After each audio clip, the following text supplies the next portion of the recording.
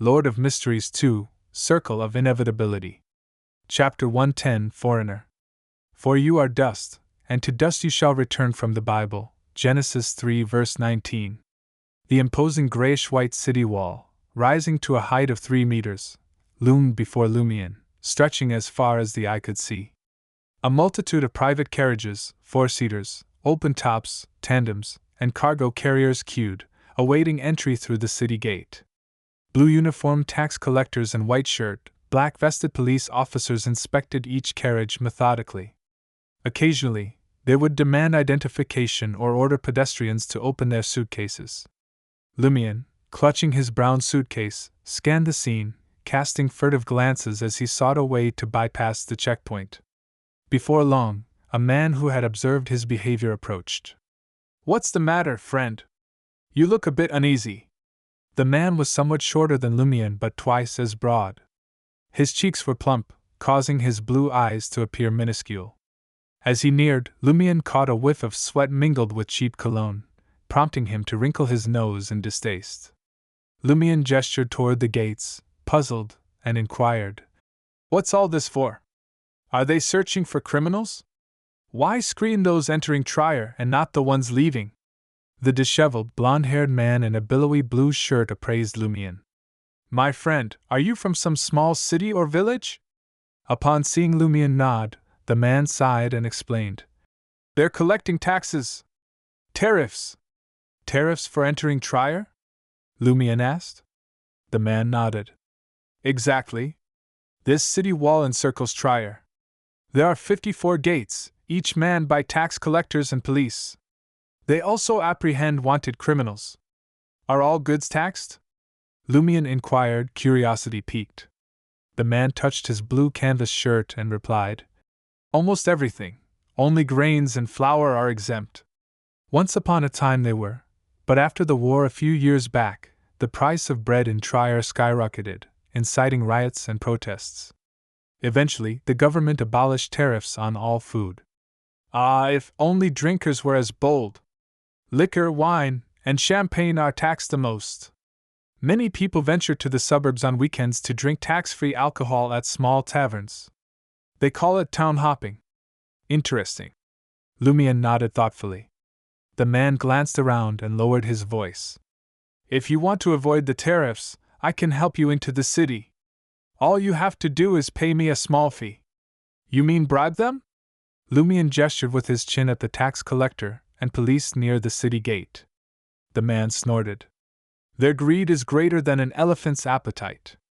I'll show you a path into the city without checkpoints." "But isn't Trier completely surrounded by walls?" Lumion didn't conceal his bafflement. The man grinned. "You'll see soon enough." Then he teased, "Noble sir, do you require my assistance?" Lumion considered for a moment before asking, "How much will it cost?"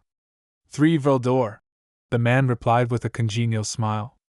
"If you agree, we can depart immediately. You can pay once we're inside the city." "Deal." Lumion adjusted his dark wide-brimmed hat, picked up his brown suitcase, and followed the rotund man away from the city gate. 15 minutes later, they arrived at a hill blanketed in vegetation and soil, with grayish-white stones peeking through. Scaffolding, decaying pillowwood, and numerous pits were scattered about. It appeared to be an abandoned mine.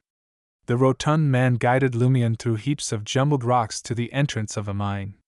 "Is this the shortcut?" Lumion asked cautiously. The portly man in the blue shirt chuckled. "You really don't know much about Trier. Ever heard the saying that underground Trier is even larger than the Trier above ground?" "No." Lumion shook his head. The man elucidated. Trier used to be much smaller. It was surrounded by quarries that supplied stone for building the city. As the population swelled, the city had to expand outward, enveloping these quarries. As a result, the ground became riddled with holes and mine tunnels. Add to that the portion of Trier that sank underground in the Fourth Epoch, plus the sewers, subways, and gas pipes installed by the government. Aren't these more extensive than what's on the surface? Lumion's eyes widened in understanding. "Are you taking me into the city through underground Trier?" "Yes."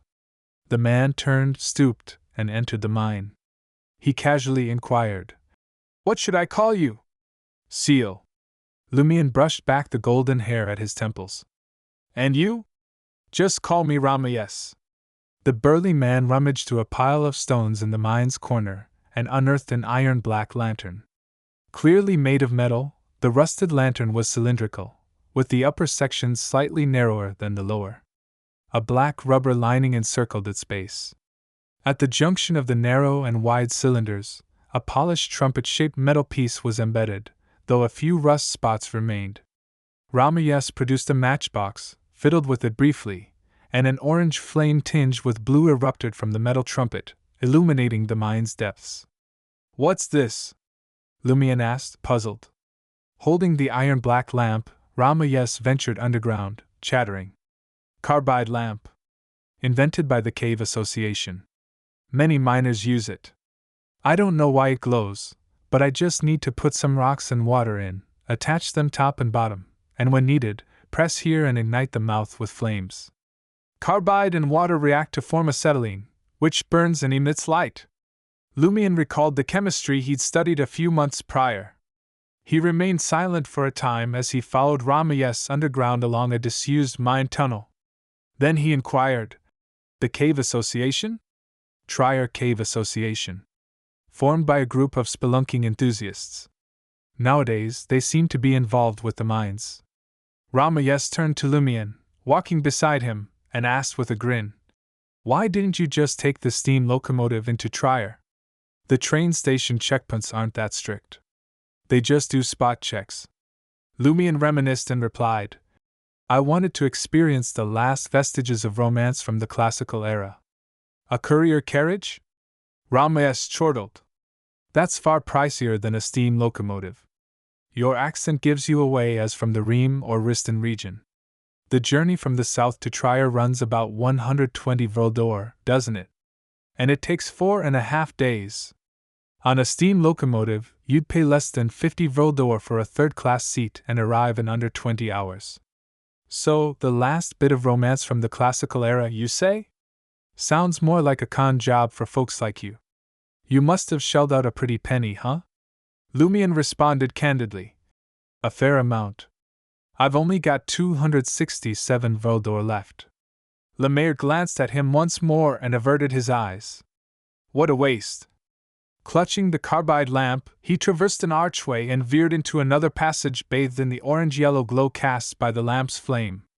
Lumian glanced up and noticed rocks nestled in the darkness overhead, adorned with moss that wept droplets of water.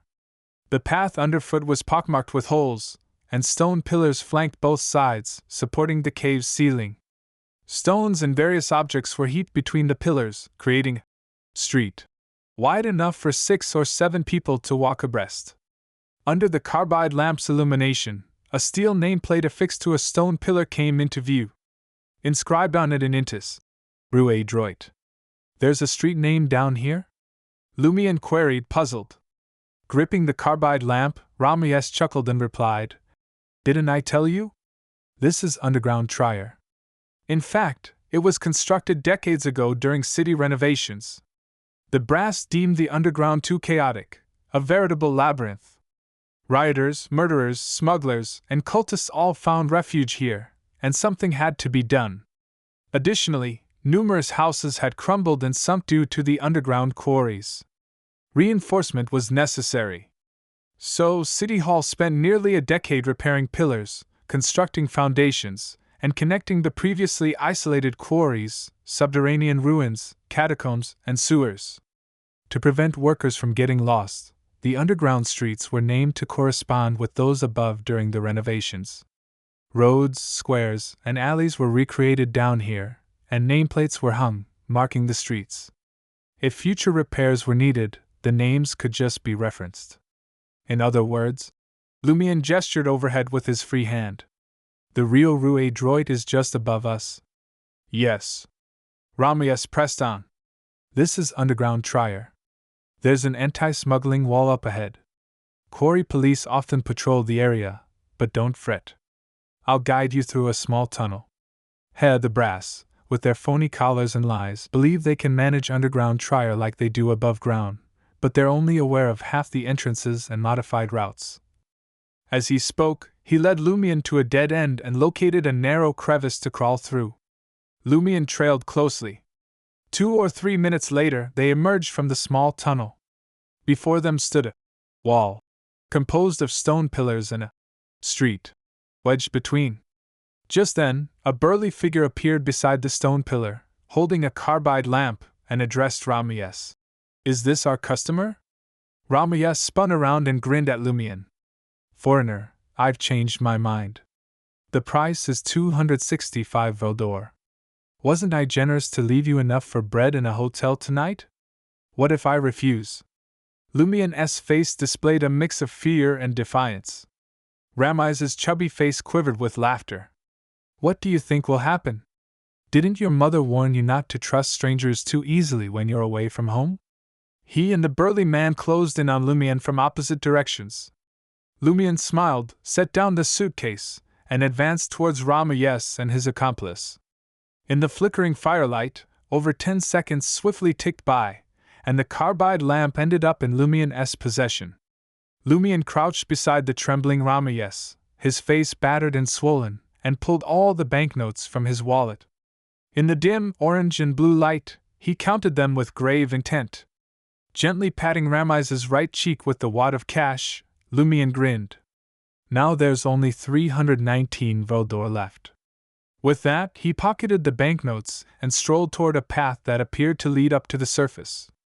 A nameplate dangled from a stone pillar, inscribed with 2 lines of Intijan script. Rue du Pot de Chamber, Le Marquis du Quartier du Gentleman.